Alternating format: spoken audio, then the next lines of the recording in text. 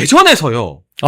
이장우 시장이 허태정을 이기는 여론조사 결과가 나왔는데 뉴스팀 여론조사입니다. 이장우 46.5%, 허태정 45.6%. 사실 충북, 충남, 대전, 충청 지역구 중에서 대전이 제일 어렵다 했거든요. 저는 이걸 기대하지 않았어요. 근데 이런 걸 볼 거라고 기대 못했어요. 대전에서도 오차범위지만 우리가 이기는 결과가 처음 나왔어요. 목회인 이거 어떻게 된 거죠? 이거는 정말 예상 못한 일입니다. 그러니까 지금 대전 같이 뭐 어떻게 보면 충청도에서도 도심으로 갈수록 좀 표심이 조금 더 왼쪽으로 가 있다. 우리가 보통 이렇게 평가를 합니다.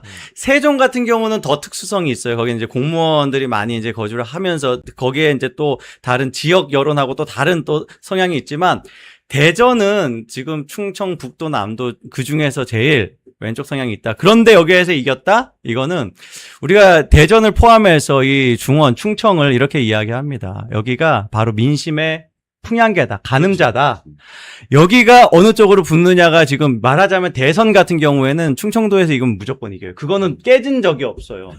대전에서 지금 여기까지 왔다는 건 이미 팽팽하다는 것이고 전국적으로. 그리고 지금 이 추격한 속도를 보면 곧 역전이에요. 그리고 충남 같은 곳은 역전했어요.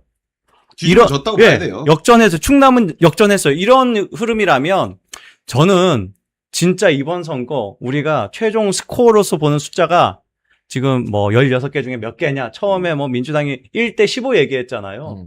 깜짝 놀랄 숫자 나올 것 같습니다. 충청도 대전을 많이 이긴다? 그러면 충남, 충북 무조건 이긴다라고 봐도 될 것 같아요. 예. 그러니까 바로 이 대전은요. 바로 그 박 네 글자. 대통령. 박근혜 전 대통령이 전설이죠. 이 커터칼 피습을 당하고 그때 제가 야근 그 토요일이었어요. 그 데스크를 보는데 이 소식이 들어왔고 이제 그때 만약에 수술이 세브란스 병원의 명의가 달려와서 안 했더라면 박 전 대통령이 오늘날과 같은 그런 정상 상태로 회복되시기가 굉장히 힘들었던 깊은 상처였어요. 그게 그냥 얕은 상처가 아니었던 거네요. 세 군데를 봉합을 했어요. 세 번 봉합을 했다. 한 번이 아니라 세 번이나. 그 정도로 깊이 네. 정말 그 떠올리기도 힘들 만큼 그 큰 상처였는데 그럼에도 불구하고 대전은요. 그 정신에 그 말씀을 하신 게 보도가 되면서 이틀 뒤에 선거 뒤집었습니다. 그래서 저는 이 대전은요가 바로 이 이장우 후보. 이장우 후보는 여러분 아시다시피 2016년 박근혜 전 대통령 탄핵 때 당시 한나라당 의원으로서 탄핵 반대를 선명하게 유지했던 그 충직과 의리의 인물이에요. 그렇죠. 그래서 이번에 박 전 대통령도 거기 가셨을 때 그 점을 다시 한번 일깨웠다. 저는 대전이라는 데가 굉장히 이 특수성이 있는데 아까 말씀하신 것처럼 좌파들이 많다. 이상하게 그렇게 돼버렸어요. 그런데 이 과거에 이 박근혜 총재 시절에 친박연대로 인해서 그때 그 전국에 또 한번 선거바람이 일어날 때 네. 그때 아무데도 안 가셨어요. 네. 그런데 딱 한 군데를 들릅니다. 그때 그 대단히 뉴스가 됐죠. 그때도 대전 중구에 당시 강창희 그때 난리가 났어요. 그러니까 대전은 한번 이렇게 박근혜 전 대통령이 갈 때마다 역사가 만들어진 곳이다. 그래서 제가 볼 때 이장우 그 후보를 지원하러 가신 것도 이장우는 의리 있는 사람이다. 그 탄핵 나의 동지다라고 했죠. 그렇죠. 네, 그렇게 이야기했어. 그리고 박 전 대통령이 워낙 배신을 당하시면서 그 심신의 고초가 크신 분이다 보니 의리를 끝까지 지킨 사람들. 배신 안 한 사람들. 그 사람들에 대한 마음이 너무 깊으신 거야. 그랬을 때 이장우 대 허태정의 이 결과는 제가 그러잖아요. 사실은 이미 여론조사는 감지하지 못하는 화학적 변화가 일어났다고 봐요, 저는. 근데 심지어 이 결과는 맞아. 박근혜 대통령님의 대전 방문 전에 조사한 거거든요. 당연하죠. 그게 포함된 조사가 아닙니다. 맞아요. 방문은 25일, 요 조사는 24일이에요. 네. 예. 그러니까 22일 날 대구 칠성시장에 방문하면서부터 시작을 한 그렇죠. 거예요. 맞네요. 그러니까 꼭 그 장소를 갈 필요가 없다. 네. 이 전국 선거는 딱 벌써 대구 칠성시장에 박근혜 전 대통령이 떴다. 이게 전국에 다 영향을 다 영향 미친다니까. 끼치는 거예요. 네. 서울부터 시작해서 뭐 다른 지역이 이미 그때 여론조사에 반영이 된 거예요. 네. 맞습니다. 그러니까 이때 이 조사가 꼭 그 물리적으로 꼭 뭐 칠성시장을 가고 물리적으로 뭐 기장을 가고가 아니라 박 전 대통령의 이 폭풍이 이미 저기 22일부터 시작이 된 거예요. 그러니까 이 결과도 그게 살짝 반영된 거다. 맞습니다. 그렇다면 더 반영이 안 됐겠습니까? 박 대통령이 예, 맞습니다. 기장에 가신다 하더라도 국갑에 영향 안 끼친다? 그럴 리가 없다는 겁니다. 당연히 예. 끼치죠. 이미 뒤집어지고 있다는 생각이 제가 그 전에 기자 때 이렇게 또 데스크 때 앵커 때 보면 여론조사가 가장 민심을 반영 못해요. 그렇죠. 네. 그래가지고 이 기자들이 뭐라고 기사를 써놓느냐. 민심은 뭐 천심이었다. 자기들이 못 맞춰놓고 여론조사 잘못된 결과 내놓고 빠져나가는 구멍이 민심은 준엄했다. 맞아요. 이런 식으로 빠져나가거든요. 이번에도 지금 나오는 그 좌파 성향 하우스 이펙트 그 여론조사 주체에 따라 바뀌지 않았습니까? 제가 볼 때는 그 조사 결과는 다 의미가 없다라고 저는 생각합니다. 그러니까 저는 여기서도 박근혜 대통령님의 천부적인 정무 감각을 느낄 수 있는 게 대전을 가시니까 20년 전에 그 대전은요가 떠오르잖아요. 그렇죠. 그 커터칼 피습을 당하고도 대전은요를 했던 전설적인. 맞아. 그리고 멘트 하나하나가 정말 솔직히 말하면 국민의힘 홍보국에서 좀 반성해야 될 것 같은 게. 아이고 저 사진. 아우 저 당시에 네 아유 지금 저희는 먼저 사진이 보이는데요. 저거는요. 네. 저거를 그때 동영상으로 네. 누군가가 휴대폰으로 찍어가지고 네. 그걸 올렸어요. 아이고. 그때 저는 그 보면서 막 몸이 그냥 쭈뼛 설 정도로 저게 정말 그 계단을 이렇게 올라가시는데 네. 뭐가 싹 스치잖아요. 네. 그런데 박 전 대통령이 그 당시 한나라당 총재 시절에 수건 하나를 대시고 끝내 그 고통 속에서도 미소를 잃지 않았어요. 그 의연함을 저는 정말 제가 이 SBS 앵커 때 그 천마땅사 때 박근혜 총재한테 그런 질문을 드린 적이 있습니다. 대통령에 이제 출마를 하실 텐데 그때 하기 전에 가정도 못 이루셨고 결혼도 안 하신 분이 어떻게 이렇게 전 국민을 이렇게 다 어버이처럼 아우르는 대통령이 나가실 수 있느냐라는 약간 다소 불경스러운 그런 좀 질문을 했는데 대답에 제가 지금도 기억이 납니다. 아버지와 어머니를 흉탄에 잃은 내가 그 출산과 육아의 고통을 모른다고 하시는 거는 이건 대단히 잘못된 질문이다. 그래서 어떻게 보면 우문현답이네요. 우문현답이야. 네. 얼굴이 그냥 빨개졌어요. 그래서 충분히 그것은 극복할 수 있다. 그런 인간으로서 감내할 수 없는 고통을 20대 후반에 내가 겪어낸 사람이 그까짓 걸 못하겠느냐라고 하셔서 제가 그때 숙연해지면서 그때부터 제가 사실은 진짜 박근혜 빠가 됐었던 사람입니다. 인간으로서의 격이 다르다. 네. 그런 것들이 끼치는 아우라. 사람들한테 정치적으로도 영향력이 굉장히 강하다. 아까 이제 말씀을 하고 계셨는데 저 커터칼로 저렇게 피습을 당했던 그 유세는 아이러니하게도 오세훈 후보 선거를 돕고 있었어요. 그렇죠. 오세훈이었죠. 네. 그런데 아주 묘하게도 이번에 서울에서 박근혜 대통령을 모신다는 얘기는 못 들어봤습니다. 아주 참 뭐 좀 답답합니다. 보면서는 답답한데 아무튼 그런 부분까지도 다 박근혜 대통령은 서울에도 지금 영향을 끼치고 있다. 그렇게 서울에서 뭐 지금 박근혜 대통령을 모시고 하는 그런 모습이 없어도 서울에 영향 끼치고 있다. 왜냐? 박근혜 대통령은 그냥 대한민국을 위한 마음밖에 없다. 대한민국 서울 시민들을 위한 마음 있기 때문에 다 그런 것들이 이번 지방선거에서 큰 힘이 될 것이다 생각을 합니다. 그러니까 우리 K님이나 우리 또 장해찬 의원 같은 분이 그런 역할을 중간에 가교로 해주고 계시잖아요. 그러니까 오세훈이 얼마나 속 좁고 지금 사실 박근혜 전 대통령에게 한번 제발 서울 정말 서울은 박 전 대통령에게 그 영광과 그 고통이 존재하는 그런 거 아니겠습니까? 맞아요. 사실 여기에 다시 오시기는 쉽지 않지만 그런 것을 SOS를 해야 마땅해요. 그런데 그럼에도 불구하고 박 전 대통령은 오세훈의 그런 자세에 아랑곳하지 않고 영향을 이미 수도권을 향해서 뻥뻥 이 한 포를 날리고 계신다. 그런 생각을 해봅니다. 저 이 여론조사가 왜 반갑냐면 대전이 이기면 충남과 충북이 이기는 건 상수이기 때문이죠. 그렇죠. 예. 충남에서는 MBC의 모두 발언 편집 삭제, 선관위에서 우리 김태흠 지사 포스터만 빼놓고 붙이는 거. 그것도 그거는 말이 안 되죠. 일부러 하나에도 그렇게 못하겠어요. 눈에 드는데. 진짜. 예. 뻔뻔한 아니 1번 다음에 2번인데 어떻게 그걸 빼? 그리고 거기에 공란이야 심지어. 그러니까 뭔가 없이 바로 다음 장이 되는 게 아니라 공란은 또 그대로 비워놔. 아니 그거 하면서 이래도 되나 생각 안 했어요? 그렇게 하면서 이제 꼭 나오는 말이 있죠. 실무자의 착오. 실수. 네. 그러니까 그거는 좀 죄송한 말이지만 그 실무자 분이 일부러 그렇게 하기도 힘들어요, 사실은. 그럼요. 그런데 그런 방해 공작에도 불구하고 김태흠 지사가 쭉쭉 선전하고 있고요. 오늘도 좋은 여론조사 결과가 많이 나왔더라고요. 사실은 충남은 여러분 천안에서는 민주당이 이기고 나머지 지역에서 우리가 이겨서 승부를 겨루는 지역인데 맞아. 오늘 나온 일부 여론조사에서는 천안에서도 김태흠이 이기는 정말요? 게 나왔어요. 와, 그럼 이거 굉장히 큰데요. 그러니까 굉장히 이제 오차범위의 접전.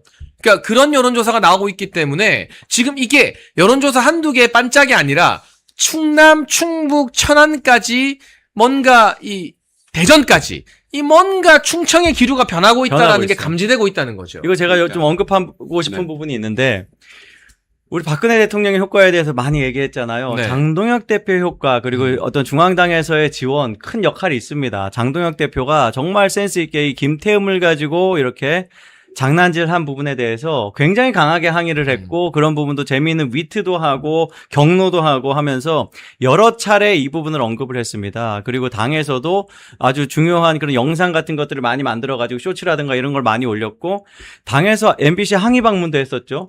그런 것들이 하나하나 뉴스거리가 되고 뉴스의 양을 늘리면서 김태흠 후보가 홍보되는 거예요. 김태흠의 피해자 서사를 가지면서 순결한 피해자 서사로서 홍보가 되니까 이게 선거에서 굉장히 큰 도움이 되는 겁니다. 상대방 후보는 반대로 자기가 마치 이제 가해자 같은 위치에 놓이는 거예요. 이런 구도를 만들고 그 노출량을 늘리는 어떤 그 전략과 수단에 대해서 그리고 장동혁 대표가 이 충청도를 생각하는 마음 이런 것들이 다 작동을 해가지고 지금 충청도 표심 같이 움직이는데 역할을 하나씩 하고 있다. 이렇게 평가를 하겠습니다. 제가 천안 조사 소개해 드릴게요. 김태흠 지사 39.6, 박수현 39.5가 나왔습니다. 한길 리서치에서 조사한 거예요. 한길 리서치면 아시겠지만 그래도 굉장히 오래된 정통성 있는 여론조사 업체라고 할 수 있는데요. 비슷하게 나왔다는 자체가 역전된 거예요. 그럼요. 그렇죠. 네. 예. 동률이 나오면 이긴 곳이 바로 그렇죠. 천안이다. 그렇죠. 그러니까 따라붙었다는 것 자체가 역전을 말하는 거거든요. 저는요 이렇게 또 봅니다. 너무 이재명 정권의 독주가 맞아요. 심해요. 네. 지금 그렇지 않아도 되는 견제 심리를 지금 부추기고 있어요. 지금 스벅에 대한 공격이 도를 넘은 것은 뭐 한참 됐고, 네.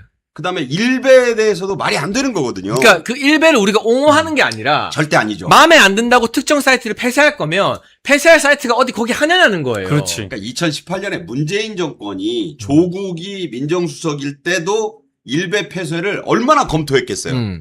그런데 법조항 자체가 불법 정보가 70% 이상이 돼야만 법적 요건을 갖추는 거예요. 아무리 일베의 그 비판글이 올라와도 불법 정보가 70% 이상이 될 수는 없잖아요. 그러면 못 하는 거예요. 그런데 이재명이 지금 거기다 좌표를 찍어가지고 공격을 하니까 어떤 게 지금 작동하냐면 야 해도 너무하는 거 아니야? 이게 무슨 왕조 국가도 이렇게는 안 했다. 그러면서 이게 이제 제 생각으로는 전체주의 국가의 모습을 띠고 있어요. 예. 이건 사회주의 공산주의도 아니고 그냥 전체주의. 그야말로 1인이 다 모든 것을 지배하는. 그래서 국민들의 사실 뭐 별로 그렇게 국민의힘을 썩 탐탁치 않게 여겼던 분들의 그 견제 심리를 지금 꿈틀거리게 만들고 있다. 그게 저는 5%만 넘어오면 선거판은 다 뒤집어질 거라고 생각합니다. 요즘 많이 듣는 말이 이제 정치에 그렇게 몰입하지 않는 사람들 사이에서 나 이제 좀 싸한 것 같아 라는 말을 많이 해요. 그러니까 이게 바로 그거예요. 쎄한 거죠. 이제까지는 다른 어떤 중요한 정치적으로 좀 기술적으로 설명이 필요한 이슈는 사실 사람들이 접근하기 어려웠어요. 그런데 스타벅스는 너무 쉬운 거예요. 그러니까 저는 어떤 면에서는 공소 취소 이상의 효과가 있었다고. 그러니까 정확히 그런 거예요. 왜냐하면 공소 취소는 어려워 솔직히. 정치를 잘 모르는 사람은 뭐 공소 취소 뭐 이재명 대통령 됐으니까 뭐 재판 안 하고 뭐 커피는 안 먹고 못 살거든요. 대한민국이 커피 소비량 전 세계 1등이고요. 단위 면적당 지구에서 스타벅스 제일 많은 나라가 대한민국이에요. 아니, 놀랍게도 진짜로. 맞아요. 그 이 사진 보시면 우리 보면 파란 잠바에 등에다 박찬대라고 쓰인 그 사람들이 스타벅스 앉아 있는 걸 누가 찍어 올렸잖아요. 저는 그걸 보면서 야, 입맛은 좌우가 없어. 그러니까. 그리고 왜 스타벅스 매장에 갔겠냐? 스타벅스 매장이 많아서 그래요. 쾌적하고 안락하니까. 그러니까 좌파 이 박찬대 지지하는 그 운동원들조차 잠깐 쉬면서 맞아요. 이 난리통에 스타벅스 매장을 입맛은 정직한 거다. 그러니까 이 부분은 사실 우리가 필수품은 아니잖아요. 근데 우리가 라이프스타일이라고 이야기할 만한 것입니다. 그러니까 이걸로 내가 위안을 누리고 행복을 얻고 뭐 여가를 누린다 이런 것인데 나의 숨쉴 공간을 왜 내가 선택 못하게 해라는 그렇죠. 것에 분노를 하는 거예요. 심지어 내 입맛까지 니들이 건드려? 그러니까 내가 이제까지 모아놓은 쿠폰이 몇 개인데 제가 너무 웃긴 걸 봤어요. 어떤 사람이 그 스타벅스 사진 딱 찍고 내가 이 쿠폰만 쓰고 이제 그만둔다라고 하는 거예요. 그러니까 그 쿠폰은 또 써야 돼. 자기가 불매 운동하는 사람도 쿠폰은 써야 돼. 근데 그런 많은 사람들이 이미 지금 쿠폰을 많이 가지고 있고 스타벅스에 익숙해져 있어요. 그 자기의 어떤 생활 습관 자체가 스타벅스와 함께 가는데 그걸 끊어야 된다? 굉장히 이거는 받아들이기 그러니까 힘들죠. 스타벅스란 공간을 저도 보면 단순한 커피숍이 아니에요. 생활의 한 부분이라고. 맞아요. 지금 보면 어느 한 블럭에 스타벅스가 2개 있는 데가 많아요. 맞아요. 서울 예. 같은 데는. 예. 그러면 거기 가서 차만 마십니까? 거기서 책도 보고 공부도 하고. 공부도 하고 그런 공간으로 이 그러니까 생활의 아까 말씀하신 대로 일부분이 돼 있는데 맞아요. 이걸 정부가 하라 하지 마라. 그러니까 사람들이 이거는 전체주의다. 이거는 스탈린 그 나치보다 더 심한 거 아니야? 그때도 스탈린 체제와 나치 체제도요. 커피 뭐 마셔라, 위스키 뭐 마셔라 이렇게는 안 했어요. 여러분 생각해 보시면 그런 것이 국민들의 영린을 지금 하고 있다. 맞습니다. 국민들의 그 정말 이 비윗장을 완전히 지금 틀어지게 만들어서 원래 국민의힘 탐탁하게 여기지 않았던 분들마저도 적으로 돌려세우는 그러니까 호남표를 조금 모았고 나머지 지역에서는 표를 지금 우수수 떨어뜨리는 짓을 하고 있는 것이다. 저는 그렇게 봅니다. 자, 이 와중에 부산도 붙었습니다. 맞아요. 여론조사 특집. 전재수, 박형준, 리얼미터에서 2%차 초접전. 근데 제가 부산 사람으로 너무나 잘 알잖아요. 부산 선거해봤고. 부산 너무 잘. 이 정도면 역전한 거예요. 역전한 거예요. 뒤집어진 거지. 부산은 숨은 국민의힘 표가 10%는 늘 숨겨져 있다고 봐야 되는 거거든요. 그럼요. 그러니까 북값도 박민식 지지율의 10%는 더 해야 되는 거예요. 맞아요. 이거는 8%를 사실은. 네. 박형준이 이겼다는 거예요. 예. 2% 차이 그렇게 나는 되는 거야. 거야. 근데 저는 고민을 좀 해봤어요, 위원님. 전재수, 하정우, 정원호의 공통점. 초반부터 자기들이 너무 큰 격차로 이기니까 아무것도 안 하고 이 선거를 날로 먹으려고 했어요. 날로 그렇지. 먹으려고 했어요. 공약이 없어요. 없어. 정책도 없어요. 옛날에 하다못해 서울시장 나왔던 박영선은 제가 박영선 편드는 게 아니라 말도 안 되는 공약이지만 서울의 도시 공중 정원을 만든다 했어요. 맞아. 고층 맞아. 빌딩에다가 기억나. 고층 빌딩에다가 무슨 일본처럼 맞아요. 뭐 나무 심어가지고 제가 네. 전공이잖아요. 조경설계 조경설계. 전공이구나. 그러시구나. 그래서 조감도 보면은 이게 비현실적이라는 걸 알아요. 그러니까- 그러니까 벌써 지금 이게 금액이 안 나와. 그러니까 말도 안 되는데 예산이 안 돼. 제가 한 말은 뭐냐면 말도 안 되는 짓이라도 뭘 하겠다는 우리가 알았어. 뭔가 성의 표시를 한 거지. 근데 정원호는 뭘 하겠다가 없고 전재수도 뭘 하겠다가 없고 하정우도 뭘 하겠다가 없어요. 지금 그냥- 피디님이 저 공중정원 도시 영선아 징그럽다. 네. 누가 저걸 좋아하냐? 징그럽다. 징그러워. 아니, 그러니까 저걸 보면 아바타 생각난다니까. 아바타. 근데- 장가게 아니야 저거? 근데 위원님 네. 저거보다 못한 후보들인 거예요. 그러니까요. 그러니까.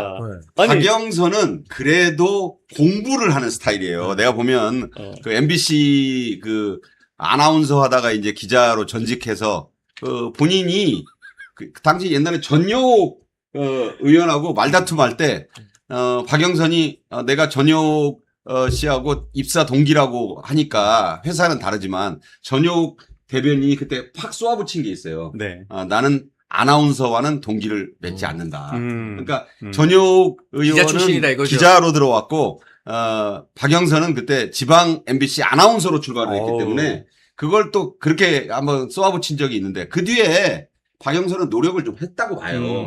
그런데 아까 얘기한 대로 정원호는 제가 정원호를 이렇게 쭉 보면 바보구나. 왜냐면 아니 이렇게 볼 수밖에 없는 게 예를 들어 이제 누구와 이렇게 서 있어요. 그럼 정원호가 곤란한 질문을 받잖아. 그러면 대답을 하려고 하면 뒤에서 복화술 하듯이 대답하지 마. 대답하지 마. 가만히 있어. 보셨어요? 네, 가만히 봤어요. 있어. 예. 가만히 있어. 아니 복화술사야. 그러니까 내가 볼 때는 이거는 마리오네트예요. 꼭두각시. 마리오네트 이거야 이거. 그거 보셨나요? 매불쇼. 매불쇼에서 그 진행자가 최욱이가 내 친구한테 한번 우리 정원호 좀 홍보 좀 하게 뭐 할지 잘할지 한번 얘기해봐라 했더니 한 3초 동안 가만히 있어요. 이 질문이 어렵나요? 아니, 그러면 바보라니까. 질문 한 번 더 기회 드리겠습니다 하니까 뭐라 그러냐면 세금이 아깝지 않은 정책을 하겠습니다 하니까 최욱이 이거 가지고 설득 못해요. 좌파 채널이거든요. 맞아요. 좌파 채널에서도 이거는 실드 못 친다. 못 치지. 그러니까 네. 지금 나온 거 보면 성동구의 사업에 20%를 보장 안 하고 또 자기 후원자한테 주주 참여를 시켜가지고 50억 매출 올려가지고 배당금을 빼먹었는데 주주로 임명했다가 3년 뒤에 대표이사를 시켜준 친구는 성추문으로 여직원 성추문으로 또 잘렸어. 아이고 그랬죠. 그러니까 예. 그 보스의 그 보좌관인 거예요. 네. 성동구. 그러니까 제가 보면 이렇게 무능한 사람을 그러니까요. 왜 그러면 이재명이 그렇게 어거지로 띄웠느냐. 음. 무능할수록 시키기가 좋으니까. 그렇죠. 바보여야 되는 거야. 그 좌파 정권이 항상 인사하는 원칙이 제일 잘하는 친구 말고 좀 어설픈 친구. 그래야지 말을 잘 들어. 그러니까 내가 너를 서울시장 시켜줬으니까 찍소리 말고 내 얘기 들어. 그러니까 약간 바보를 고른 거야. 그렇게 그래서일까요? 저는 봅니다. 그래서일까요, 위원님? 이거는 전반적인 전체 판세인데요. 정권 안정 위해서 여당 찍겠다가 46.9인데 정권 견제 야당 찍겠다가 44.3 오. 공정에서 엄청 이 올라가네. 수치가 이렇게 붙은 적은 제 알기로 최근에 거의 없거든요. 야, 진짜. 예. 이거는 아까 말한 것처럼 정원호, 전재수, 하정우 다 부자 몸살애기 바보처럼 아무 말도 안 하고 날로 먹으려다가 시민들이 국민들이 보다 야 얘네 너무한 거 아니야 그렇죠. 해서 이런 판세가 해도 만들어진 거죠. 너무한 거지. 근데 뭐 하다가 실수하면은 이제 또 박찬대처럼 공약 훔치기 뭐 이런 거 하게 되니까 사리는 게 더 나을 수도 있어요. 왜냐하면 저 사람들은 할 능력이 없다. 뭘 만들 능력이 없다. 그래서 그냥 지지율 떨어지는 거 지켜볼 수밖에 없다. 이렇게 말씀드립니다. 근데 이 와중에 우리 코딱지 파주는 박찬대, 네, 고찬대. 이재명 코딱지 파주는 걸로 유명하죠. 고찬대. 사기치다 걸렸습니다. 아, 본인이 항상 독립운동가 석주 이상용의 외손자다. 그래서 처음 듣는 얘기인데. 무슨 출마 선언할 때도 이상용 선생 이야기를 하고 이상용 선생 묘소에 찾아가서 할아버지 막 이랬어요. 근데 알고 보니까 목회인이 몇 촌인지 아세요? 22촌이래요. 지금 그 남이잖아. 22촌이면 남보다 못한 사이 아니에요? 남인데 22초는 촌수가 아닌데. 22초는 원래 우리나라 호적법상 8촌 이상은 목회인이 몰랐구나. 22촌이라는 촌수가 있어요. 지금 그러니까 봤어요. 저도 지금 상상을 봤어요. 못한 게 지나가는 아저씨도 22초는 아니야. 아니 박상규 위원님 우리 잘 찾아보면 한 22촌 될 수도 있어요. 그런가요? 모르죠. 그렇지. 네. 뭐 22촌이면 저는 이런 생각이 나네요. 지구상에 있는 모든 사람은 네. 3.5단계를 거치면 맞아. 다 다 알아요. 그 얘기, 네. 아니 그 얘기잖아. 그거보다 먼 거잖아. 지금 22초. 그러니까 나하고 클린턴도 예? 한 4단계 안에 만난다는 거잖아요. 그러니까요. 이 사회는. 예. 그런데 22촌 그거는요 외계인이야. 아니 저는 이게 그 논란이라길래 에일리언이지. 이게 외손을 자처한 게 좀 허위 과장이라길래 그래 한 8촌 되나? 한 9촌 되나 싶었는데 22촌은 정 22촌은 상상도 못했어요. 이거 근데- 개그 콘서트에서도 이런 거는 야. 채택 안 합니다. 우리가 이것도 본받아야 이거- 돼요. 이거 이렇게 말자쇼 같은 데 나올 일인데 선거를 위해서 이렇게 영혼까지 끌어모으는 이 정신 정말. 22촌이면 야. 어떻게 되는 건가? 아니 근데 그 석주 이상용 선생 묘소에 찾아가서 할아버지 이랬다잖아요. 석주 이상용 선생의 그 생가를 제가 임청각이라고 제가 네네네. 여러분 잘 아시지만 그 유명한 드라마 미스터 션샤인에 그 집이 나와요. 그리고 거기가 이제 일본 그 야. 철도 부설하느라고 허리가 반 잘려 있잖아. 야. 그 안동에 있어요. 안동. 어. 그거 가보면 정말 숙연한 자리입니다. 네. 그러니까 독립운동가 중에 누군가를 얽고 싶은데 네. 자기하고 이제 엮고 싶은데 안중근 하고 싶었겠지. 근데 안중근은 좀 너무 유명하니까 사람들이 잘 모를 사람을 아니 근데 박찬대하고 어떻게 이상용 선생이 그러니까 이게 뭐라고 얘기해야 비슷하다 그럴까? 그러니까 한 12촌 하시죠. 그러니까 야 12촌도 아닐 거야. 그러면 확 그냥 쓰신 김에 좀 더 쓰시죠. 22촌이 그래서 나오지 않았는가? 이거는 이거는 정말 그 기네스북에 올라갈 일인데. 아니 이런 거면 저도 광화문 광장 이순신 동상에서 할아버지 하면서 영상 찍어도 될 것 같아요. 그럼요. 어떻게 찾아보면 뭐가 나올지도 몰라. 그러니까 박찬대 그 로고 그 잠바 입은 사람들이 야. 스타벅스에서 이 와중에 가서 먹고 있다가 찍히는 거나 그러니까 어설퍼. 네. 박찬대는 뭐 하는 게 다 그 모양이야. 뭐 대장동 모델을 인천에 드리겠다고를 하지 않나. 그러니까 정원호도 그렇고 박찬대도 그렇고 이 머리 쓸 줄은 모르고 네. 그냥 우직한 그냥 돌쇠 기질밖에 없는 거예요. 돌쇠 기질로 아부하는 거. 그렇지. 아우 우리 대장동 이거 우리가 좀 이미지 세탁 저거 좀 해주자. 보세요. 아니 저러고 앉아가지고 저 앞에 있는 게 사이렌 머그잔 아니야. 사이렌. 머그잔. 저거 저 광주의 신세계백화점 앞에서 저 큰일 머그잔 나눠주지. 저거 쇠망치로 다 때려 부신 거 아니에요? 큰일 좌파들이. 났다. 아이고 이거 세월호 모독했네. 응? 예. 저런 자들이 인천시장 하겠다고 하는 거야. 아 4월 16일이 아니면 세월호 모독해도 된답니다. 예, 이재명 말입니다. 예. 참 이상한 나라를 만들어놨어요. 탱크에 대해서도 제가 보니까 그 탱크가 네. 우리가 얘기하는 그 무기 탱크만 있는 게 아니에요. 아니죠 물탱크. 정말 그래. 물탱크 그거야. 아니 정말로 그 뜻이에요. 정말로. 다른 그게 뜻. 아니 누가 그 액체 담는 텀블러를 가지고 무슨 뭐 무기 탱크를 이름을 붙이겠습니까? 그런 이유가 이거가 뭐가 있어? 자체가 물탱크 얘기예요. 예, 그리고 물탱크예요. 지금 보니까 모양이 그렇게 생겼어요. 503ml라는 게 박근혜 전 대통령 수인 번호라고 좌파들이 그랬잖아. 아 그게 아니고 전혀. 미국에서는 용량이 대용량. 그게 17온스래요. 온스에 온스. 17온스를 환산하면 503ml가 나온다. 우리나라뿐만 아니라 주변국 모든 다 데서 저 똑같아요. 용량을 쓴대요. 그런데 이거를 그냥 무조건 503 그러니까 이렇게 상상력을 발휘하는 게 그러다 보니까 22촌이 나온 거야. 그러니까 강명구 의원이 국민의힘에 지금 조직부총장 하는 강명구 의원이 찾아보니까 세월호 참사 추모일 날 국회 식당에서 어묵국이 나왔다. 그리고 5.18 날 주먹 떡갈비가 나왔다. 떡갈비. 이거 그러면 국회 식당 관계자들이 뭔가 의도 가지고 조롱한 거냐. 당연하죠. 그러니까 예를 들면 이재명의 사고관이라면 이거 다 가만두면 안 되는 거거든요. 다 때려잡아야지. 네. 감옥 가야 될 정도. 이 정도 되면. 예. 아니 그러니까 정말 이 좌파들이 저는 왜 이게 문제가 있다고 보냐면 운동권이 다 고졸이에요 사실은.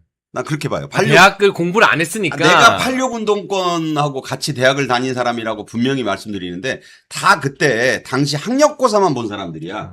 그리고 대학 와서는 공부를 일절 안 했어요. 그 뒤에는 뭐 감방 드나들고 뭐 민주화 운동 했다는 이유로 공부를 거의 안 했다. 실력이 없어 실력이. 그러니까 국가 경영을 이제 와서 하겠다고 하는데 감당을 못 하는 거예요. 내가 볼 때. 그렇죠. 그러니까, 역량이 안 되지. 이게 공부를 안 했어. 이렇게밖에. 여러분이 사랑하시는 김용훈 대변인과 함께 합니다. 대변인 어서 오세요. 안녕하세요. 안녕하세요. 아니 뭐 바로 어디 내려가세요? 선거 운동하러 가세요? 네, 지금 복장이 예. 그렇습니다. 바로 이제 방송 끝나고 비행기 타고 갑니다. 어디 가세요? 어디? 저희 오늘 부산 북구로 방금 전에 나오셨던 그분. 네, 맞습니다. 네. 부산 북구로 바로 가시는군요. 네, 저희 민식이 형님 지원 유세를 하러 네. 저 외에도 정경욱 대변인, 그다음에 권영현 대변인, 이재능 대변인, 박민영 대변인, 또 주현철 외신 대변인 이렇게 해서 대변인들 총 6명이 다 갑니다. 아는 사람들이구만. 예. 네. 사실은 그리고 원래는 제가 그 의원님도 한 분 같이 가시기로 하셨는데 여기 지금 서울 지역구세요. 조정훈 의원이. 조정훈 의원. 예. 네, 저희가 이제 다 얘기가 사전에 얘기가 됐는데 지금 좀 사고도 있고 해가지고 그 여파로 참석은 부득이하게 못 하시고 저희 6명이서 소소문 갑니다. 사고도 있었고 그래가지고. 네네. 그쵸. 서울에 소소문 사고도 있었고 그랬습니다. 아무튼 요즘에 대변인님 참 여기저기 많이 다니시더라고요. 예. 활약 잘 보고 있습니다. 예. 네, 감사합니다. 어쩐지 혼자 이렇게 힘들어 죽겠는데 딱 우군이 오면 그것만으로 참 엄청난 힘이 되는데 지원 유세 얘기를 저희가 시작을 했으니까 지원 유세 얘기 조금만 더 이어가겠습니다. 지원 유세는 선거의 여왕 따를 사람이 없죠. 맞아요. 박근혜 전 대통령 지원 유세 요즘 정말 뜨겁습니다. TK를 시작으로 해서 충청, 어제는 PK, 오늘은 강원 원주하고 횡성을 또 방문한다고 합니다. 활동량이 참 엄청난 활동량입니다. 그만큼 지역민들 관심이 대단하더라고요. 어제 울산 방문도 했었는데 울산 신정시장 방문한 그 영상 저희가 한번 재생을 좀 해드릴게요. 예, 제 옆에 한번 켜주세요, PD님. 예, 이게 울산 신정시장 영상인데 그 움직일 공간 자체가 없어요. 그래서 굉장히 많은 사람들이 그럼 시장 내부 영상인데 시장 외부에도 빼곡히 운집을 했었다. 어저께 보도가 많이 됐습니다. 정말 많은 분들이 모이셨고 그 다음에 진짜 사람이 많아도 이렇게 많나 싶을 정도로 많은 분들이 모였는데 박근혜 전 대통령이 울산이야말로 아버지께서 잘 사는 나라를 만들기 위해 노력하신 결과물이다 라고 하면서 박정희 전 대통령에 대해서 언급하기도 했습니다. 이 영상 좀 재생해 주세요. 울산이야말로 아버지께서 잘 사는 나라를 만들기 위해서 노력하신 그 결과물이다. 그게 울산이다. 예, 왼쪽에 김두겸 시장 후보 있었고 오른쪽에 김태규 남구갑 보궐 후보도 있었는데 아버지께서 울산이야말로 아버지께서 잘 사는 나라를 만들기 위해 노력하신 결과물이다라고 얘기를 했습니다. 울산이 지금 격전지잖아요. 맞습니다. 울산이 지금 격전인데 이런 식으로 뭐랄까요, 박정희 전 대통령의 향수까지 자극하면서 얘기를 하면은 이것도 보수 결집에 도움이 되죠. 네. 맞아요. 지금 현재 우리 국민의힘의 선거 구도가 네. 이제 박근혜 대통령께서 이렇게 전국을 또 이렇게 다녀주시면서 이 보수들의 뭐랄까 좀 다친 마음을 만져주시는 그런 역할이 좀 있습니다. 네. 아무래도 지금 탄핵 이후에 정권 뺏기고 또 당원분들께서 많이 상심해 계시고 또 이렇게 기운 안 나면은 뉴스도 안 보게 되고. 그렇죠. 예. 요즘 가장 많이 듣는 말이 나 네. 요즘 뉴스 안 봐거든요. 나 요즘 뉴스 안 봐. 투표 안 할래? 예. 맞아요. 예. 그래서 그런 분들이 우리 배추도사님도 지난번에 뉴스캐비넷 방송에서 예, 예. 한 3%에서 5% 정도 맞아. 예. 그렇게 견인 효과가 있다. 예. 저도 정확하게 그렇게 보고 있어서 그런 부분들이 이런 격전지에는 정말로 많이 도움이 되는 예. 그런 부분이 있다고 생각을 하고 예. 그래서 박근혜 대통령은 아마 지금 이 선거 구도에서는 정말 선대위원장 격인 거잖아요. 그렇죠. 그래서 우리 이 애국 시민들의 어떤 스피릿, 정신이라고 하죠. 이런 정신을 다 담당을 해주시는 거고 예. 그러니만큼 장동혁 대표는 원래 일정이 쫙 있었는데 예. 박근혜 대통령 딱 오시면서 정리를 했어요. 예, 일정을 소소한 것만 하고 예. 큰 일정들을 좀 정리를 했습니다. 예. 그렇게 해야 우리 당원들의 또 예. 국민들의 눈이 또 언론의 눈이 다 온전히 박근혜 대통령에게 갈 수 있기 때문에 더 많은 관심 받으니까. 네, 예. 그래서 전략을 좀 저희는 수정을 했고 장동혁 대표는 또 전매 특허인 또 SNS 예. 그리고 또 예. 이제 강한 어떤 인터뷰의 예. 그런 공격적 발언 이런 것들로 이제 공격의 최전방에 나가 있고 또 이제 우리 후보들의 면면을 보면은 또 역시나 이제 공보물을 많은 분들이 보시니까 그렇죠. 예. 후보들 요즘은요 유행이 그거예요. 후보 보고 정과 있나 없나 보고 그거를 이렇게 쇼츠로 많이 만들어가지고 예, 이렇게 예. 많이 돌려보시던데 네. 그래서 여러 가지 이제 그 3박자로 크게 정리가 되는 거잖아요 선거 구도가 예. 그렇게 보면은 이 막판 스포트가 지금 우리 국민의힘은 쫙 올라왔다 그렇게 좀 보고 있습니다. 알겠습니다. 그 김두겸 울산시장 후보, 그 다음에 김태규 남구갑 보궐 후보도 어제 박근혜 전 대통령이 직접 소개를 하기도 했는데 이것도 잠깐 보시면은 직접 김두겸 시장 후보, 그 다음에 김태규 남구갑 보궐 후보도 직접 소개하는 그런 모습을 보실 수가 있습니다. 그래서 신념으로 잘 지켜나갈 분이라고 믿고 있습니다. 이런 식으로 또 이제 홍보를 하는 그런 모습도 볼 수가 있었습니다. 근데 PK가 참 중요한 게 이번 선거에서 진짜 중요한 것 같아요. 그리고 얼마나 격전지인지 알 수가 있는 게 대통령을 통해서 알 수가 있습니다. 이 대통령이 이틀 연속으로 부산 행보를 보였고 파란 넥타이를 하고 부산에서 가서 계속 부산 관련 메시지를 내고 이번 달에만 PK를 4번 방문했다고 합니다. 이번 달에만 PK를 4번 방문했다. 그러니까 역대 대통령들 사실 전국 선거 앞두고 이런저런 지방 행사 많이 가죠. 지방 행사 많이 가고 사실 많이 가는데 그래서 비판도 받았지만 규모나 그 빈도에서 이번 같은 적이 있었나라는 그런 지적이 나옵니다. 그런 비판을 받고 있고요. 근데 그랬는데도 박근혜 전 대통령 방문에 기사 보도량이 좀 많이 묻혔다. 그런 평가가 좀 나옵니다. 예. 네, 저는 이렇게 선거철에 역대 대통령과 대통령이 가족들이 이렇게 노골적으로 당색을 입고 다닌 적이 있었나라는 그런 생각을 좀 하게 되고 예, 예. 그리고 예전에 노무현 대통령 때 네. 왜 그 선거에 대해서 그렇죠, 그렇죠. 어떤 희망이 담긴 말씀을 그 한마디를 했다고 열린우리당이 더 많이 가져갔으면 좋겠다. 뭐 이렇게 얘기했다고 그게 이제 탄핵의 사유까지 되는 그렇죠. 네, 그런 초유의 사태가 있었는데 그때의 그 기준과 지금의 기준이 너무나도 다르다. 네. 보통 뭐 선거철에 우리가 다 알지만 그냥 그러려니 하는 것들이 어떤 민생 행보인 거는 맞아요. 맞아요. 하지만 이렇게 파란 옷을 입고 아주 어마어마한 그런 보좌진들 네. 쫙 데리고 실무진들 데리고 이 PK 지역을 4번이나 방문을 하는 것은 그만큼 이 지역이 지금 격전지인 것은 맞다라는 그런 의미로 해석이 되고 네. 뭐 물론 전재수 후보를 의식한 것도 있지만은 지금 울산 남구도 그렇고 예. 그리고 북구도 그렇고 그 전까지는 다 민주당 이제 민주당 갔죠. 예, 예. 네, 남구 같은 경우 울산 예. 남구는 이제 정정을 할게요. 그분이잖아요. 예. 네, 너무 당연하게 민주당을 제 얘기를 하고 있습니다. 예. 기억에서 지워버렸습니다. 예, 예. 그래서 이 부분들에 대해서는 만약에 국민의힘이 이 의석을 다 가져갈 경우에는 민주당에게는 꽤나 이제 뼈아픈 그런 실책이 되기 때문에 그런 부분들을 의식해서 이 PK 지역에 더 여러 번 이렇게 많이 오는 것 같습니다. 예, 그렇습니다. 그 현직 대통령과 전직 대통령의 PK에서 이렇게 맞붙는 듯한 그렇게 누구는 뭐 이박 대결이다 이런 식으로 분석을 하기도 하고 그러더라고요. 근데 맞아요. 지금 이게 굉장히 중요한 게 부산이 정말 초접전입니다. 초접전인데 제가 요거를 추이를 한번 같이 설명을 드리려고요. 오늘 새벽에 에이스 리서치 조사 결과가 하나 있었습니다. 뉴시스가 여론조사 회사 에이스 리서치에 의뢰해서 지난 25일부터 26일까지 돌렸는데 부산에 거주하는 만 18세 성인 남자 1,002명을 대상으로 부산시장 후보 지지도 조사를 진행을 했는데 전재수 45.1, 박형준 43.4 그러니까 1.7%포인트 아주 초접전입니다. 오차 범위 내에서 초접전이었는데 이게 왜 중요하냐.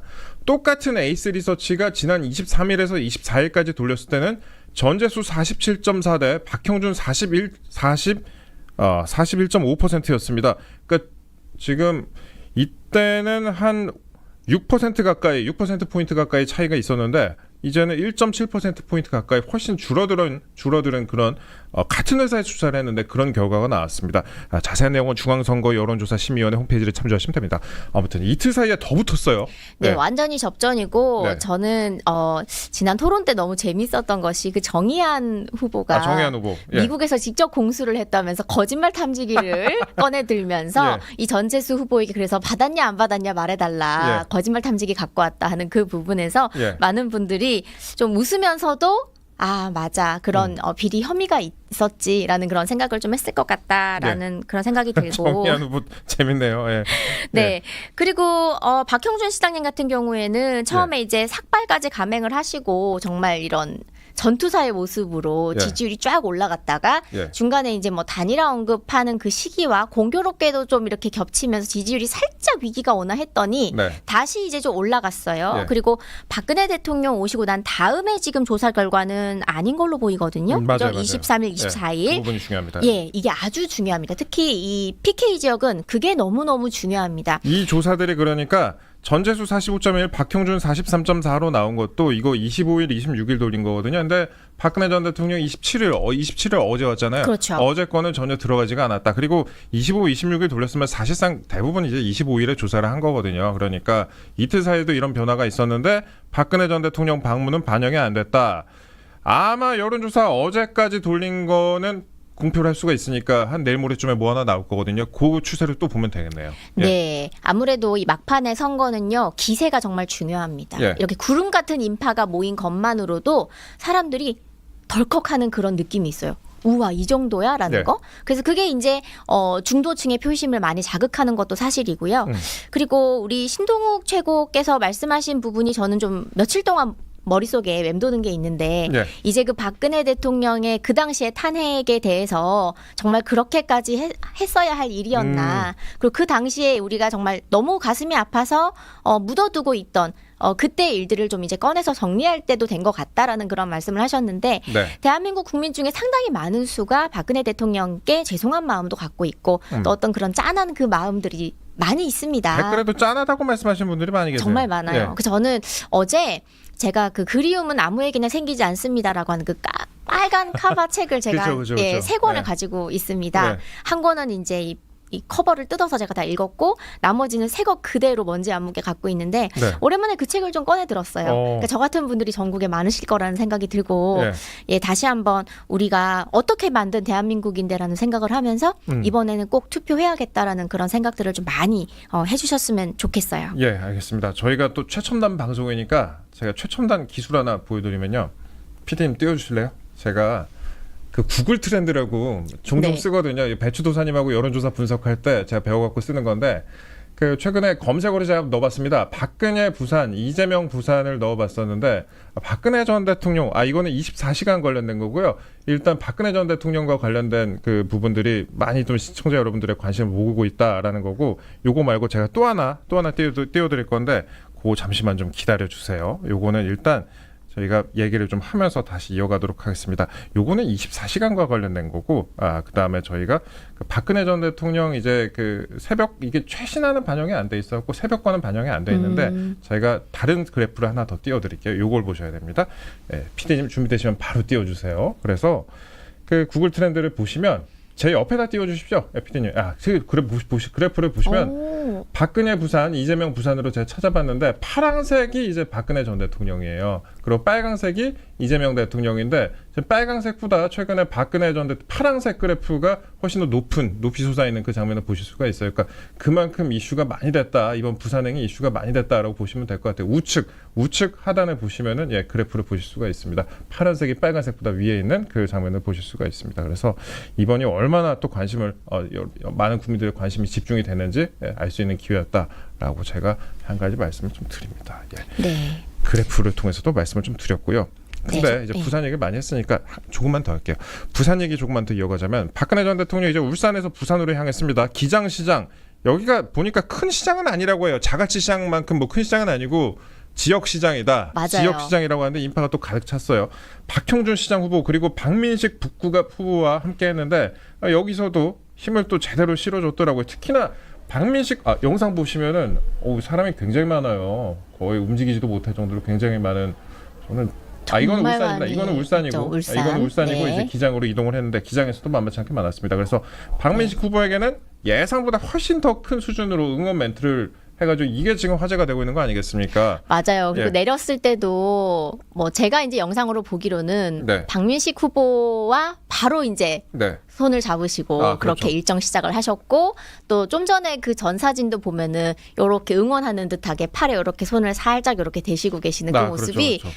그러니까 정말 짠하게 마음이 많이 간다라는 그런 제스처가 사실 저렇게 무의식 쪽에 나오는 겁니다. 사람 손이 어디에 이렇게 가 있는지를 보는 거거든요. 네. 그리고 지금 이 기울기도 보시면은요, 몸이 박민식 후보에게로 많이 이게 또 기울어져 있잖아요. 그만큼 이제 힘을 실어주시고 계시고 아마 저 당시에 이 발언이 박민식 후보에 대해서 아버님 지금 그 띄워드렸습니다. 말씀을 저거요. 하신 네. 네 베트남 전쟁에 전사하셨고 또 봉사할 기회를 주신다면이라는 게 사실 뭐 그냥 찍어달란 얘기 그런 말씀이잖아요. 그리고 박 후보도 이 나라를 잘 지켜나간다. 이 나라를 잘 지켜나간다는 것이 지금 우리나라의 이 안보상의 어떤 대한민국의 이 체제에 대한 그런 위기 의식을 좀 느끼고 계신다라는 생각도 저는 개인적인 해석입니다. 그렇게 네. 좀 해볼 수가 있었고 지금 박근혜 대통령께서 저렇게 참 바쁜 일정을 소화해 주시는 게 오늘은 제가 강원도도 가고. 네, 오늘 강원도 가시고요. 네. 첫날 그 일정 시작하시기 바로 전날에 발을 조금 접질르셔가지고 그래요? 붕대를 감으셨다는 얘기도 저는 들었고 지금 손목이 워낙에 안 좋으셔서 네. 혹시 이 방송을 보고 계시는 우리 시청자분들 중에 오늘 강원도에 네. 박근혜 대통령 보러 나가시는 분 혹시 계신다면 시장에 계시는 분들도 그렇고 대통령님 이렇게 악수하시면 손목이 너무 아파요. 네. 그래서 주변에 있는 그런 보좌하시는 분들이 다 네. 하이파이브를 차라리 해달라라고 많이 하거든요. 악수 대신 하이파이브 해달라. 네, 예. 그거 좀 기억을 해주시면 예. 좋을 것 같아요. 예, 그러니까 악수도 워낙 많이 하니까 또 예전에 붕대하고 또 악수했던 저 그 기억이 나는데 굉장히 맞아요. 오래전에 그 기억도 좀 나는데 네. 어제 박 후보에게 봉사할 기회를 주신다면 박 후보도 이 나라를 잘 지켜나갈 것으로 생각한다.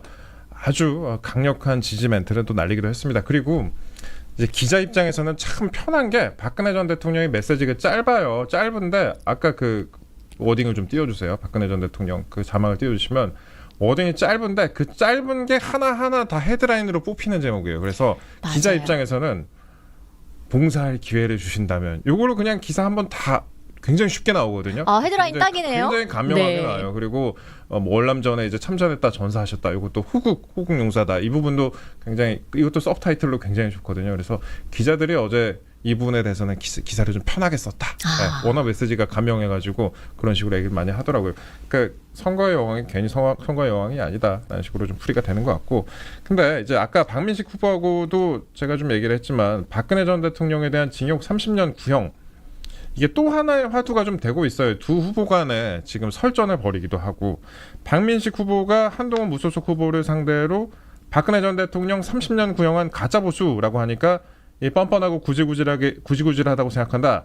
자기가 물고 빨던 윤 대통령이 구형한 30년을 저한테 뒤집어 씌우냐라고 또 얘기를 해가지고 요걸로 또 아까 상세히 또 말씀을 하기도 했습니다. 이 부분이 다시 또 주목을 받고 있어요 최근에. 예. 네, 뭐 물론 제가 이제 좀 이따가 그 본진에 들어가긴 하는데 예. 물고 빨던 예. 마치 그 당원 게시판에 김건희 개목줄 채워라 뭐 그 표현하고 상당히 말투가 비슷하다고 전 생각이 들고요. 예. 뻔뻔하고 구질구질하다라는 말을 지금 누가 누구한테 해야 되는 건지 모르겠다라는 그런 당원분들이 좀 계시다고 저는 들었습니다. 30년 구형을 했던 그 검사 그 팀에 있지 않았습니까? 본인도 그렇죠. 다 같이 수사했지 예, 않습니까? 그리고 뭐 장시호 씨인가 그분에게 번호를 특정해 주는데 얼마나 이쁘냐고 아이스크림 먹으라고 했지 뭐 이런 게 자서전에 나와 있고 뭐 그렇지 않습니까? 그럼 다 같이 수사를 했던 거면 본인만 빠지는 겁니까? 이거는 말이 되지 않는다고 생각하고. 근데 뭐 구형을 결정했던 윤석열 대통령이라고 또 본인은 결정을 안 했다는 식으로 얘기를 하는 것 같은데. 어떻게 자료가 없이 결정을 합니까? 그 자료 누가 다 수사했습니까? 아이스크림 쥐어준 사람 누굽니까? 네, 태블릿 PC. 이런 모든 것들이 지금에 와서 사실 제가 좀 전에도 말씀드렸지만 박근혜 대통령 탄핵에 대해서 우리가 다시 한번 그 과거를 정리를 해봐야 된다고 했던 것들이 지금에 와서 그 당시에 제시되었던 그런 여러 가지 증거나 증언 같은 것들이 지금에서도 그게 타당한지를 봐야 되는 것들이 몇 가지가 있다라는 거잖아요. 네. 그런 부분들에서 만약에 재평가가 되는 것들이 있고 그 결과가 바뀌는 것들이 있다면 과연 한동훈 후보는 그것에 대해서 떳떳한 것인가 그런 생각을 해야 되고 그리고 정치적인 수사를 저는 좀 중요하게 생각을 하는데요. 네. 지난번에 그 고가의 그 철거물에서 사고가 있는 것도 사실 오세훈 소소문. 시장이 예. 임기를 사실은 마치고 이제 후보로 예. 나와 있으면서 예. 그 도시공사 담당하는 부서가 현재 또 다른 문제 때문에 계속해서 행안위에 이제 출석을 하고 예. 그런 중에 생겨난 뭐 GTX 니 문제입니다. 뭐니. 예. 네, 그런데도 불구하고 본인이 지금 맡고 있지 않았지만 정치적인 수사라고 하는 것은 내 책임이요, 내 잘못이요, 내 탓이요 하는 거거든요. 네. 그러면 그런 면에서 본다면은 정말 저는 이렇게 정치를 하는 것이 과연 사람들에게 어떤 선의를 베푸는 그런 모습의 후보로 보여질 수 있는 모습인가? 오세훈 후보하고 많이 다르다. 저는 예. 좀 다르다고 생각을 합니다. 그리고 지금 영상이 많이들 또 SNS에 돌고 있는 것들이 예전 그 당시에 선고를 내리는 그 당시에 구형을 내리는 그 당시에 영상이라든지 예. 이런 것들이 그 한동훈 후보의 얼굴을 그래픽으로 놓고 그 옆에 그 당시에 그 뭐 30년형에 1,185억 원을 때리는 그런 것들이 지금 다 영상으로 뭐 법률 TV라든지 이런 데 남아 있는 것들이 많이 돌고 있어요. 네, 뉴스 채널에. 네. 그런데 이제 패널분들이 그 친한동훈 후보 쪽 패널분들이 나와서 조작이다라고 말씀을 하시는데 그것은 그 방송과 전혀 관계없는 언론사가 아닌 어떤 AI 영상 같은 것들이 몇 개 돌았던 그냥 떠돌던 것들을 가지고 짜집기나 가짜 영상이라고 하는 것이지 그 당시에 수백 건의 언론 보도나 TV 화면까지도 가짜라고 할 수는 없는 것입니다. 그 당시에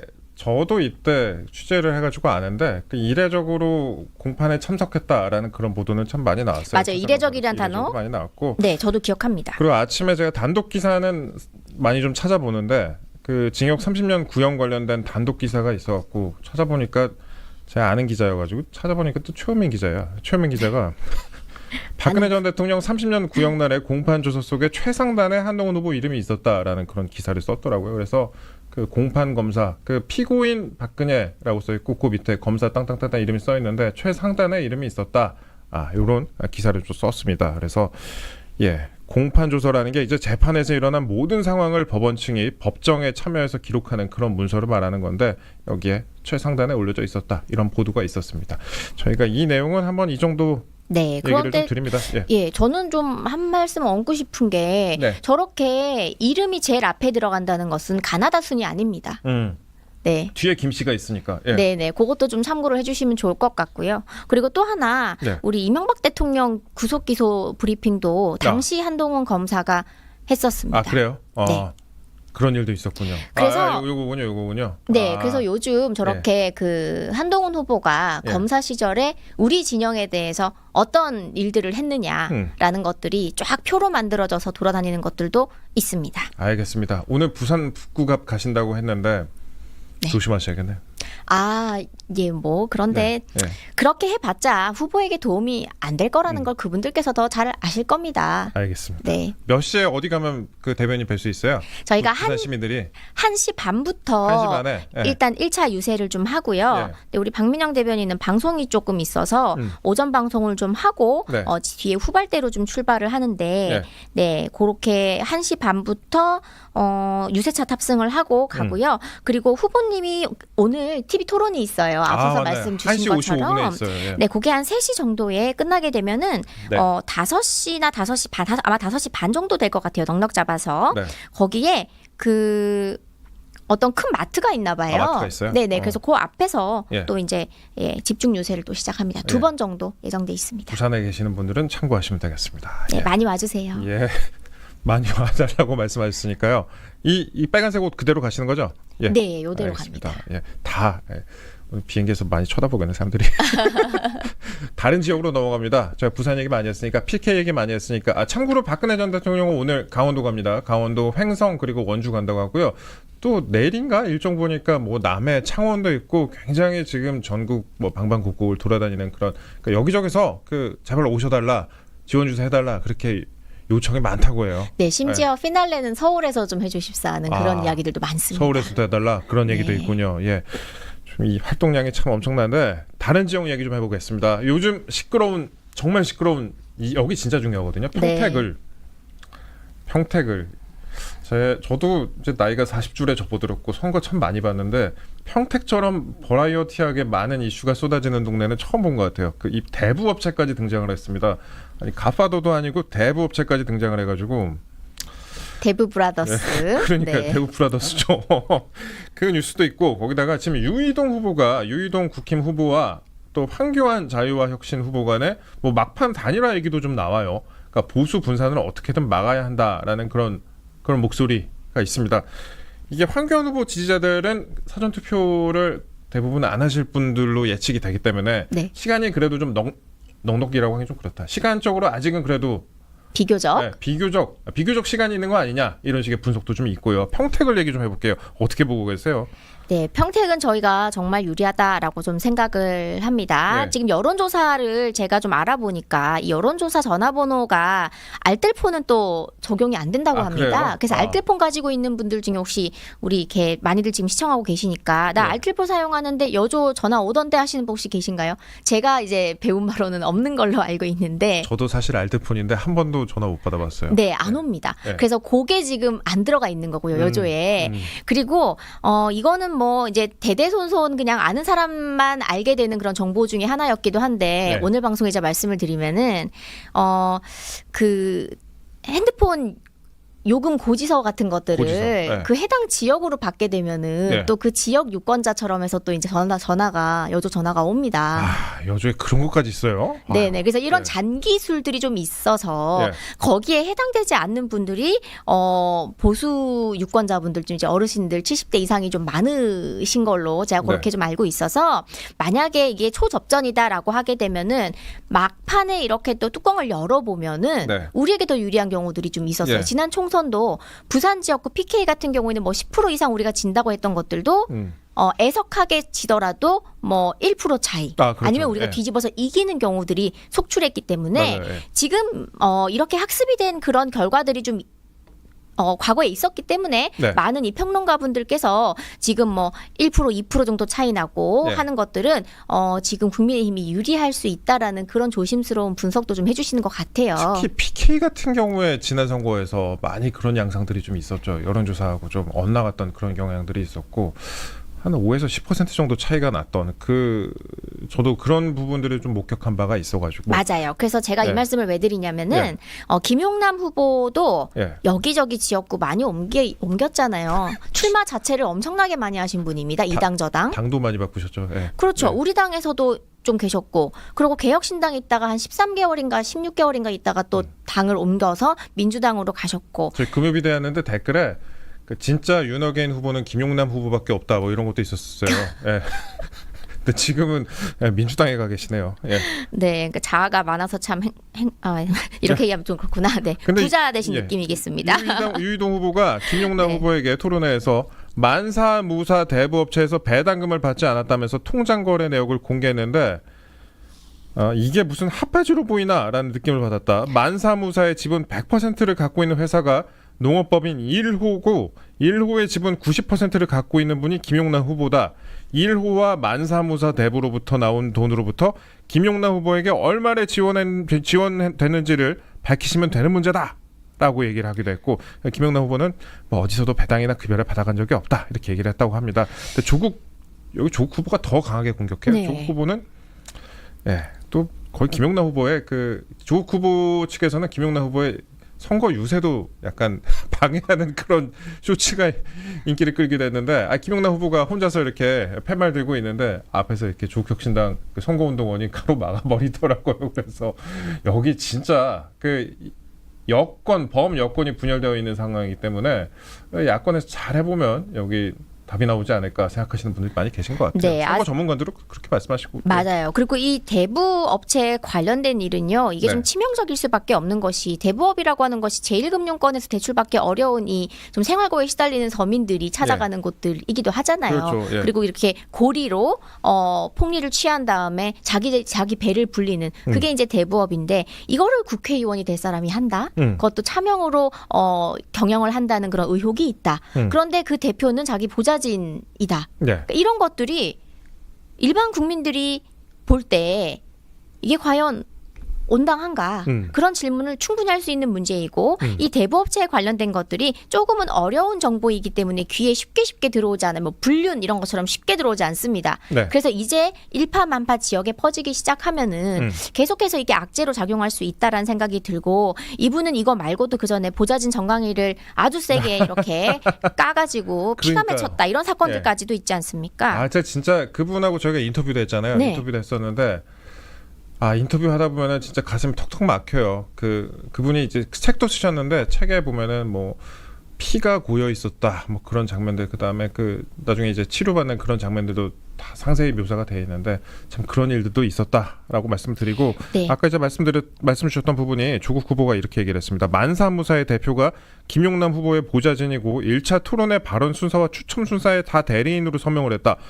보좌진이 만사무사의 대표다. 대부업체 만사무사의 대표다. 그리고 후원회 임시의장이면 사무국장이다. 그냥 모든 걸 하는 사람입니다. 예. 이거는 가족도 이렇게까지 깊이 관여하기 어려운 문제입니다. 대부 영화랑 비슷하네요. 예. 네. 예. 그래서 거의 그냥 몸통이라고 봐도 될 정도의 예. 그런 정황들이고, 무엇보다 녹취가 있지 않습니까? 예. 그 김용남 후보가 녹취에 보면은 자신의 목소리로 직접 내 거다. 이렇게 이야기를 하고 있는데, 네. 더 이상 무슨 어떤 변명이 필요한지는 모르겠고, 네.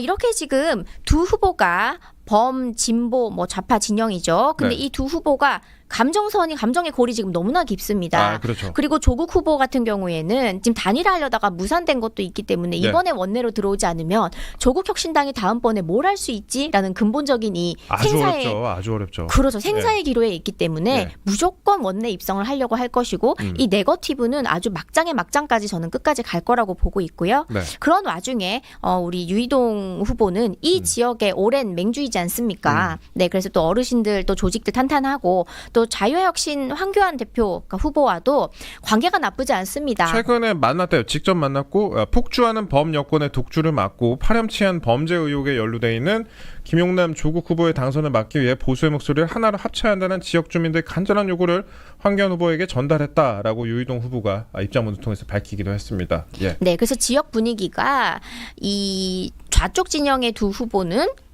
완전히 그냥 물어뜯고 싸우고 있고, 네. 근데 우쪽 진영의 두 후보는 조용히 합의하거나 만남을 가지고 있다라고 하면은 지역 내에서 누가 더 괜찮은 선한 쪽인가라는 그런 막연한 어떤 이미지가 또 형성이 되기 때문에 저는 이 지역도 만약 우리가 단일화가 만약 선사가 된다면 이것은 오롯이 후보의 영역이긴 합니다. 뭐 참견할 수는 없지만 그렇다면 우리가 충분히 해볼 만한 그런 지역이라고 생각합니다. 알겠습니다.